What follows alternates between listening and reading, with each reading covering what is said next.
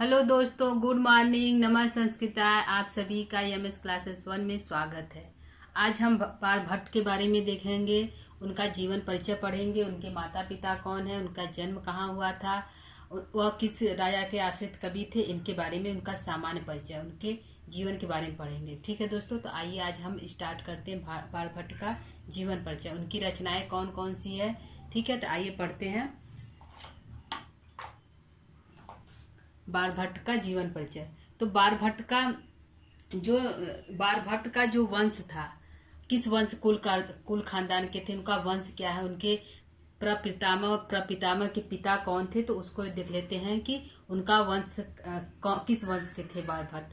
तो बारभट्ट जो थे वत्स वंश के थे। बारभट्ट जो थे वत्स वंश के थे। यह इनका एक तरह से कह सकते हैं कि इनका पारिवारिक वृक्ष है। बारभट्ट का वंश वृक्ष एक तरह से है। तो सबसे पहले वत्स जो है इनका वंश है, सबसे पहले वत्स वंश आया था। उसमें इनके पुत्र जो कौन हुए थे, कुबेर हुए थे। इनके पुत्र कौन हुए थे दोस्तों, कुबेर हुए थे। इनके पुत्र कुबेर थे। ठीक है, वत्स जो थे इनके पुत्र, क्योंकि बारभट्ट जो थे वत्स परिवार के वंशज थे, तो उनके जो पिता थे, वत्स के जो पुत्र थे कुबेर, उनका कुबेर जन्म हुए। उसके बाद कुबेर के पुत्र हुए पाशुपत। कौन हुए दोस्तों, पाशुपत हुए। कुबेर के पुत्र हुए पाशुपत। कौन हुए, पाशुपत। पाशुपत पाशुपत के पुत्र हुए, पाशुपत के पुत्र हुए दोस्तों अर्थपति। पाशुपुत्र पहले वत्स हुए, फिर कुबेर हुए, फिर पाशुपत हुए। पाशुपत के पुत्र कौन हुए, अर्थपति। अर्थपति अर्थपति हुए। अर्थपति के 11 पुत्र हुए। अर्थपति के कुल 11 पुत्र हुए। टोटल 11 पुत्र हुए। उनमें से एक हुए चित्रभानु। इन्हीं 11 पुत्रों में से अर्थपति के 11 पुत्रों में से एक पुत्र हुए जिनका नाम था चित्रभानु। क्या नाम था दोस्तों, चित्रभानु नाम था, जिनका नाम चित्रभानु था। चित्रभानु था जिनका नाम चित्रभानु था। तो वत्स जो बारभट्ट थे वत्स वंश के थे। उनके पुत्र कुबेर हुए, कुबेर के पुत्र पाशुपत हुए, पाशुपत के पुत्र अर्थपति हुए। अर्थपति के 11 पुत्र थे, जिनमें एक पुत्र थे चित्रभानु। उनके चित्रभानु के पुत्र हुए बारभट्ट। कौन हुए, बारभट्ट बारभट्ट हुए। कौन हुए दोस्तों, बारभट्ट। और बारभट्ट के पुत्र का नाम क्या था, भूसर भट्ट या पुलिंद भट्ट। क्या नाम था, बारभट्ट के पुत्र का नाम भूसर भट्ट था, या पुलिन भट्ट या पुलिंद भट्ट कह सकते हैं, या पुलिन भट्ट या फिर पुलिंद भट्ट भी कहा जा सकता है। पुलिंद भट्ट भी कहा जाता है। तो इनको 2-3 नामों से जानते हैं।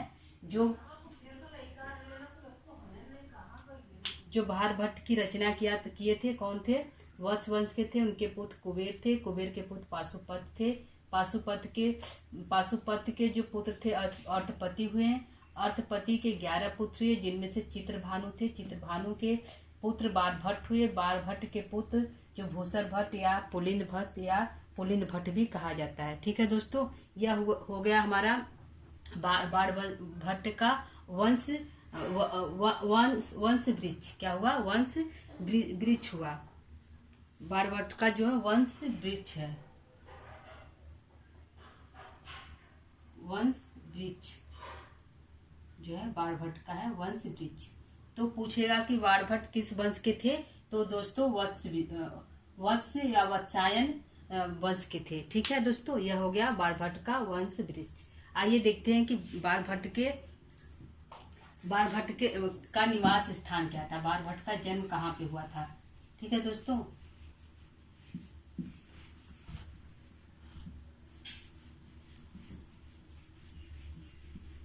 बारभट्ट का निवास स्थान कहाँ हुआ था, कब इनका जन्म हुआ था, इनके माता पिता कौन थे।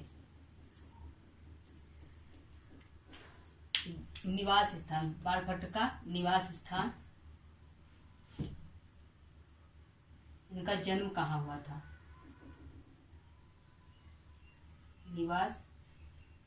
निवास स्थान इनका जन्म कहाँ हुआ था? तो इनका जन्म सोन नदी के किनारे प्रीतिकूट नामक ग्राम में हुआ था। कहाँ हुआ दोस्तों? सोन नदी किनारे प्रीतिकूट नामक ग्राम में हुआ था। तो सोन नदी के पास जिसको वर्तमान में सोन नदी कहते हैं, प्रीतिकूट नामक ग्राम में हुआ। प्रीतिकूट नामक ग्राम में इनका जन्म हुआ था। प्रीतिकूट नामक ग्राम में इनका जन्म हुआ था। किनका? बारभट्ट का जन्म हुआ था प्रीतिकूट नामक ग्राम में। जो स्थान है प्रीतिकूट, जो स्थान है इस समय इसका नाम शाहबाद आरा का नाम है। शाहबाद आरा जो है वर्तमान में जो प्रीतिकूट नाम है इसका नाम हो गया शाहबाद। इसका नाम क्या हो गया दोस्तों? शाहबाद आरा बिहार का है। शाहबाद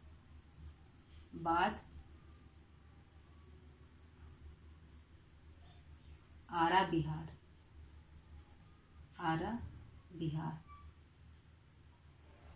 इसका नाम हो गया। किसका नाम हो गया? जो प्रीतिकूट नाम था उसका इस समय वर्तमान में नाम हो गया शाहबाद आरा बिहार।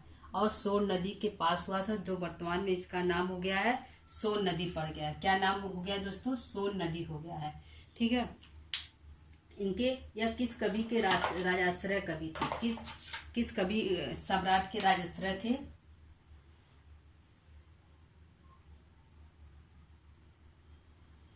या किस कवि के आश्रयदाता थे? आश्रयदाता इनके कौन थे? तो कौन थे? हर्षवर्धन। कौन थे? हर्षवर्धन थे। यह हर्षवर्धन के आश्रित कवि थे।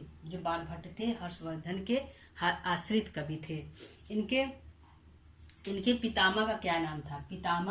बारभट्ट के पितामह का क्या नाम था?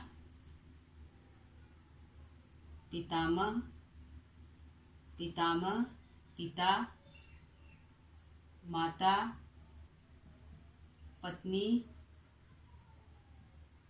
बहन। तो इनके पितामह का नाम क्या था? बारभट्ट के अर्थपति। क्या नाम था? अर्थपति। क्योंकि इनके पिता अर्थपति नाम था। इनके पितामह का नाम क्या था दोस्तों? अर्थपति नाम था। और पिता का नाम क्या था? चित्रभानु। क्या नाम था? चित्रभानु। पिता का नाम चित्रभानु था। माता का नाम राजदेवी। क्या नाम था? राजदेवी। माता का नाम राजदेवी, पिता का नाम चित्रभानु, माता का नाम राजदेवी।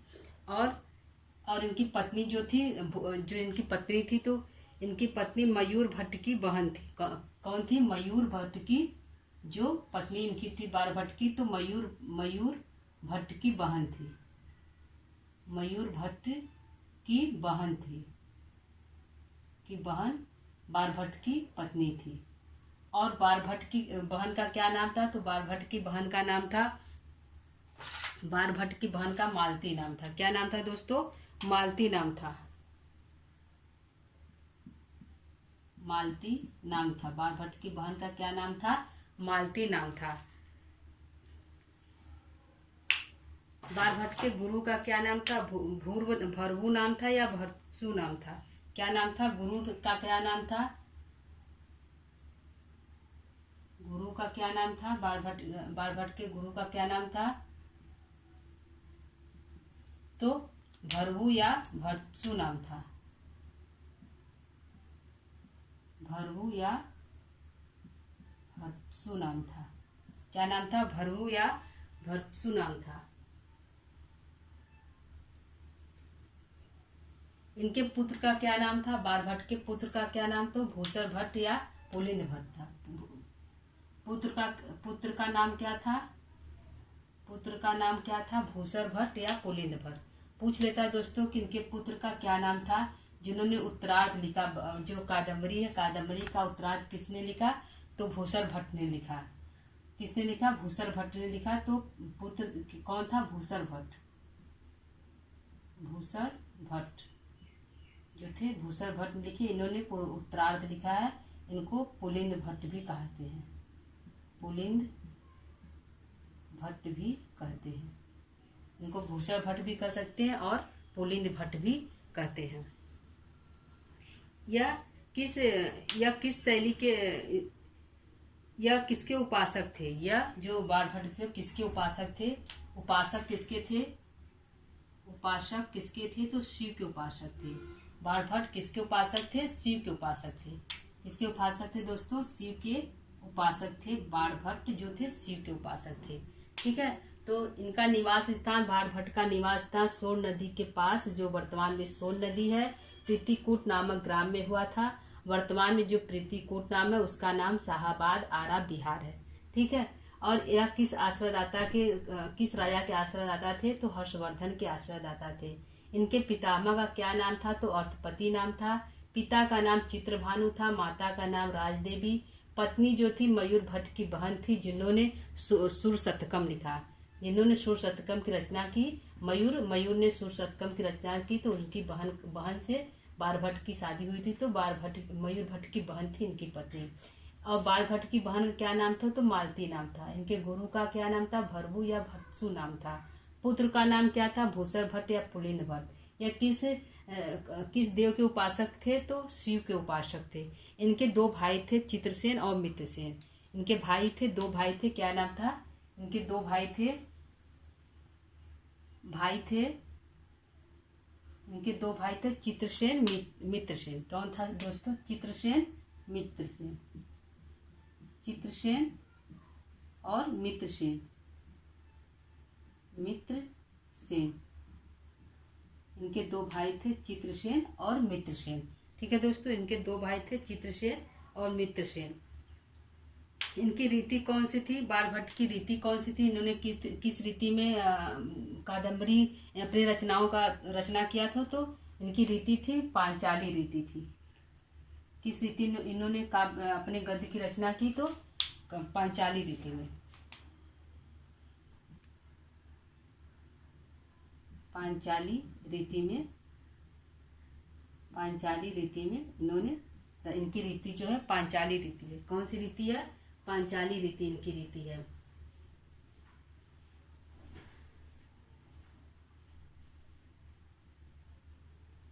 इनका जो समय, बाणभट्ट का जो समय है 7वीं शताब्दी का पूर्वार्ध है। बाणभट्ट का जो समय है, जब जन्म लिए थे तो कब लिए थे? 7वीं सदी का पूर्वार्ध। तो बाणभट्ट का समय जो है 7वीं शताब्दी का पूर्वार्ध है। क्या है दोस्तों? 7वीं शताब्दी का पूर्वार्ध है। 7वीं शताब्दी का पूर्वार्ध है। पूर्वार्ध है। क्या है दोस्तों? 7वीं शताब्दी का पूर्वार्ध है। इनका जो इस समय है 7वीं शताब्दी का पूर्वार्ध है। इनके जो माता पिता थे, इनके जन्म के समय ही इनकी माता का देहांत हो गया। बाणभट्ट के जन्म के समय इनकी माता का देहांत हो गया और 14 वर्ष की आयु में पिता का देहांत हो गया। तो पिता का देहांत इनका किस समय हुआ? तो पिता का देहांत 14 वर्ष की आयु में हो गया। पिता का देहांत हो गया था। तो दोस्तों 14 वर्ष की आयु में हुआ था। कब हुआ था? 14 वर्ष की आयु में हो गया था। 14 वर्ष की आयु में पिता का देहांत हो गया था। किसका हो गया था? इनके पिता का देहांत 14 वर्ष की आयु में हो गया था और माता का देहांत इनके जन्म के समय ही माता का देहांत हो गया था। बाणभट्ट की रचनाएं, बाणभट्ट की कौन कौन सी रचनाएं दोस्तों? तो आइए देखते हैं। बाणभट्ट की 5 रचनाएं, मुख्यतः 5 रचनाएं हैं। कौन कौन सी है? मुख्य रूप से 5 रचनाएं। इसको एक बार देख लेते हैं। इनका निवास स्थान सोन नदी के पास, जो इस समय सोन है, प्रीतिकूट नामक ग्राम में हुआ था। किस राजा के आश्रयदाता थे? तो हर्षवर्धन के आश्रयदाता थे। पितामह इनके अर्थपति थे। पिता का नाम चित्रभानु, माता का नाम राजदेवी। पत्नी जो थी मयूर भट्ट की बहन थी। इनकी खुद की बहन का नाम मालती था। इनके गुरु भरभू थे और भत्सु थे। पुत्र इनका भूसर भट्ट या पुलिंद भट्ट थे। उपासक शिव थे। इनके दो भाई थे, चित्रसेन और मित्रसेन। और किस रीति में इन्होंने अपने अपने गद्य की रचनाएं की हैं, तो पांचाली रीति में। इनका समय कब कब कब है दोस्तों, तो 7वीं शताब्दी का पूर्वार्ध है। क्योंकि जो हर्षवर्धन का जो जन्म हो, जो राजाभिषेक हुआ था 606 ईस्वा पूर्व में हुआ था, तो लमसम माना जा सकता है कि इनका जो जन्म हुआ तो जो 7वीं शताब्दी के पूर्वार्ध में ही बाणभट्ट का जन्म हो गया था। इनके पिता का देहांत कब हुआ था, तो 14 वर्ष की आयु में हो गया था। इनके माता का देहांत जो इनके जन्म के तुरंत बाद हो गया था, लेकिन 14 वर्ष की आयु में इनके पिता का भी देहांत हो गया। आइए दोस्तों इनकी रचनाएं देखते हैं।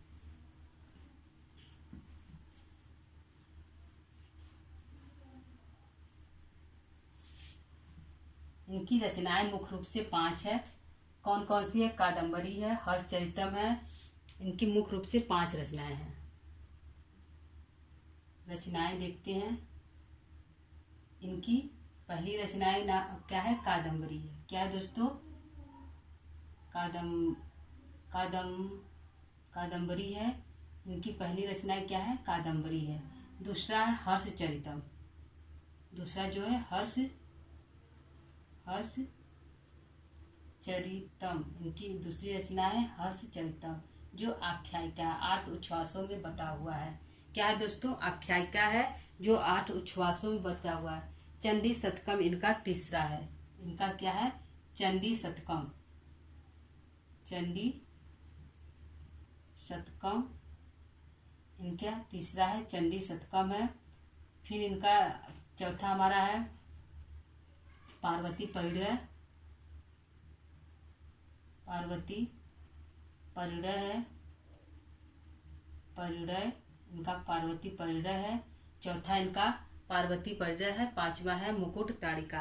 क्या है? मुकुट ताड़िका। पांचवा है मुकुट ताड़िका। पांचवा है मुकुट ताड़िका। इनकी 5 रचनाएं है। कादम्बरी है जो एक कथा है। क्या है दोस्तों? कादम्बरी एक कथा है। कादम्बरी एक कथा है जो गुणाढ़ की बृहत कथा से लिया गया। कहाँ से लिया गया दोस्तों? गुणाढ़ की बृहत कथा से लिया गया। कादम्बरी एक कथा है जिसमें 3 जन्मों की कहानी है। कादम्बरी में 3 जन्मों की कहानी। हर्षचरितम जो आख्यायिका है।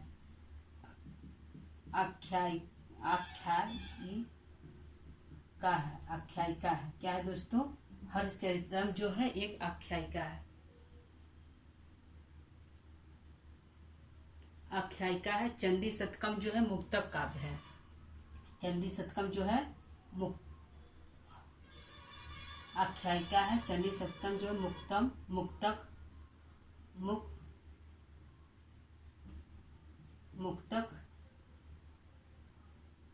काव्य है। चंडी शतकम जो है क्या है दोस्तों? मुक्तक काव्य है। चंडी शतकम हमारा मुक्तक काव्य है। हमारा जो मुकुट ताड़िका और पार्वती परिणय यह नाटक है। क्या है दोस्तों? यह नाटक के अंतर्गत आता है। नाटक है। पार्वती परिणय और मुकुट ताड़िका जो हमारा नाटक है। क्या है दोस्तों? नाटक है।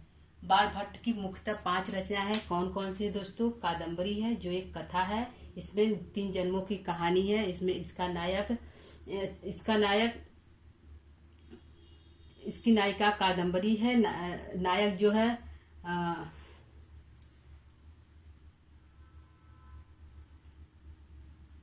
हाँ दोस्तों सॉरी, कादम्बरी की जो नायिका कादम्बरी है, नायक चंद्रापीड है और महाश्वेता उपनायिका है। उपनायक जो है वैशंपायन है। 3 जन्मों की कथा है। क्या दोस्तों? इसमें 3 जन्मों की कथा है। बाणभट्ट की जो है यह सबसे प्रसिद्ध कथा जो कहानी है, सबसे प्रसिद्ध कहानी है कादम्बरी। हर्षचरितम आख्यायिका। इसमें 8 उच्छ्वास है। इसमें इसके प्राक कथा और इसमें 3 सर्गों तक जो है 3 आख्यायिका तक इसमें बाणभट्ट ने अपने जीवन और अपने परिवार के बारे में लिखा है। जो आख्यायिका में 3 आख्यायिका तक 8 उच्छ्वास तक 3 उच्छ्वासों तक इन्होंने अपने परिवार के जीवन के बारे में लिखा है।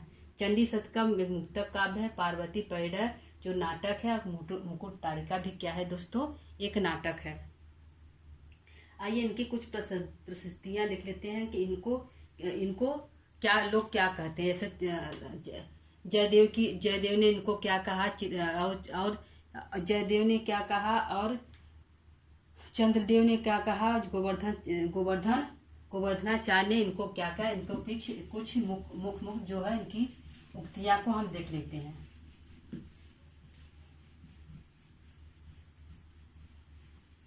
बाणभट्ट की कुछ मुख उक्तियां हैं।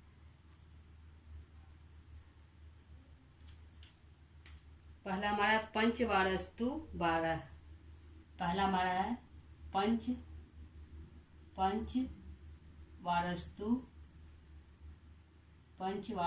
12।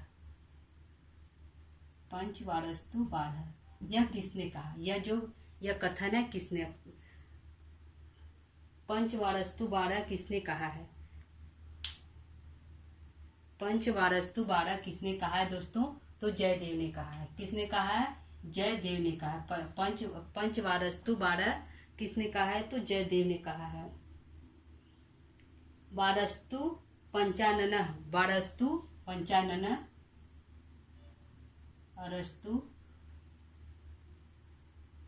पंचानन किसने कहा है, जयदेव ने कहा है। पंचवारस्तु 12 वारस्तु पंचानन किसने कहा है, तो श्री चंद्रदेव ने कहा है। चंद्रदेव ने कहा है। किसने कहा है दोस्तों, चंद्रदेव ने। इसको जयदेव ने कहा है, जयदेव ने कहा है। पंचवारस्तु 12 किसने कहा है, बाणभट्ट को पंचवारस्तु 12 किसने कहा है दोस्तों, तो जयदेव ने कहा है। और वारस्तु पंचानन किसने कहा है, तो किसने कहा है दोस्तों, चंद्रदेव ने कहा है। किसने कहा है, चंद्रदेव ने कहा है। चंद्रदेव ने कहा है। वारस्तु पंचानन कौन कहा है, वारस्तु पंचानन। कविता कामनी कौतुक, कविता कामनी कौतुक किसने कहा है, कविता कामिनी कौतुक किसने कहा है, तो इसको भी जयदेव ने कहा है। कविता कामनी कौतुक किसने कहा है, बाणभट्ट को, तो जयदेव ने कहा है। जयदेव ने कहा है। जयदेव ने कहा है। कविता कामनी कौतुक जयदेव ने कहा है। कविता कानन केसरी किसने कहा है, चौथा हमारा कविता कामनी, कविता काननी केसरी, कविता कानन केसरी किसने कहा, कविता कानन केसरी, कविता कानन केसरी किसने कहा दोस्तों, तो इसको चंद्रदेव ने कहा। किसने कहा, इसको चंद्रदेव ने कहा है। इसको किसने कहा है, चंद्रदेव ने। चंद्रदेव ने कहा है। कविता कानन केसरी चंद्रदेव ने कहा है। ठीक है दोस्तों। और अगला हम देखते हैं, गद्य सम्राट किसने कहा। गद्य सम्राट किसने कहा, बाणभट्ट को गद्य सम्राट किसने कहा। गद्य सम्राट बाणभट्ट को किसने कहा, तो गद्य सम्राट का बलदेव उपाध्याय। किसने कहा, बलदेव उपाध्याय ने कहा। बलदेव उपाध्याय ने कहा गद्य सम्राट। बलदेव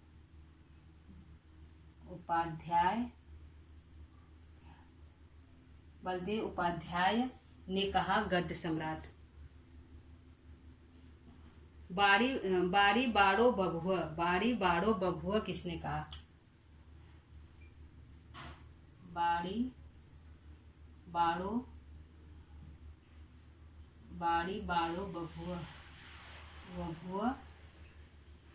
बभुआ किसने कहा। बाड़ी बाड़ो बभुआ किसने कहा, तो गोवर्धनाचार्य ने कहा। किसने कहा दोस्तों, गोवर्धनाचार्य ने कहा। बाड़ी बाड़ो बभुआ किसने, गोवर्धनाचार्य ने कहा।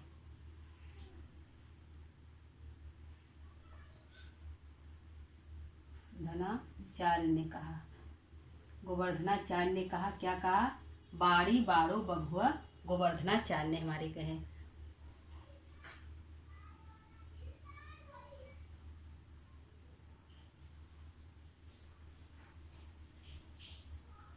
ठीक है दोस्तों, यह हमारी मुख जो है बाणभट्ट को मुख पंक्तियां हैं। इसको किसने कहा, तो जयदेव ने कहा। पंचवारस्तु 12 बाणभट्ट को जयदेव ने कहा। पंचवारस्तु 12 और वारस्तु पंचानन किसने कहा? चंद्रदेव ने कहा। किसने कहा दोस्तों? वारस्तु पंचानन चंद्रदेव ने कहा। कविता कामनी कौतुक किसने कहा? तो जयदेव ने कहा। कविता कानन केसरी किसने कहा? चंद्रदेव ने कहा। गद्य सम्राट किसने कहा? बलदेव उपाध्याय ने कहा। बाड़ी बाड़ो बबुआ किसने कहा? गोवर्धनाचार्य ने कहा। ठीक है दोस्तों, यह हमारा जो है इम्पॉर्टेंट जो कथन है इनके द्वारा कहा गया है। दोस्तों परीक्षा में सारे कथन पूछे गए हैं, सारे वेरी इंपॉर्टेंट कथन है, परीक्षा में सारे कथन पूछे गए हैं, वेरी इंपॉर्टेंट है। सारे कथन परीक्षा में किसी न किसी परीक्षा में पूछे गए हैं दोस्तों। तो यह रहा हमारा जो है बाणभट्ट का जो है सामान्य परिचय। इनके माता पिता कौन थे? इनके माता राज देवी, पिता चित्रभानु थे, पितामह अर्थपति थे, और इनकी बहन थी मालती थी। इनकी पत्नी जो थी मयूरभट्ट की बहन थी। इनका जन्म 7वीं शताब्दी के पूर्वार्ध में हुआ था। इनकी रचनाएं कादम्बरी, हरचरितम, पार्वती परिणय, चंदी शतकम और मुकुट तारिका है। ठीक है दोस्तों, इनकी 5 रचनाएं हैं।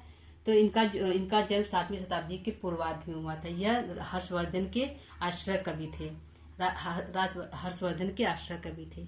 ठीक है दोस्तों, तो ये हमारा सामान्य परिचय हो गया, इसको आप लोग देख लीजिएगा। तो आज का क्लास को हम यही पर समाप्त करते हैं। अगला जो भाग है, अगला जो है टॉपिक हम लेकर पुनः उपस्थित होंगे। तब के लिए आप यहीं पर क्लास को विराम करते हैं। नमः संस्कृताय।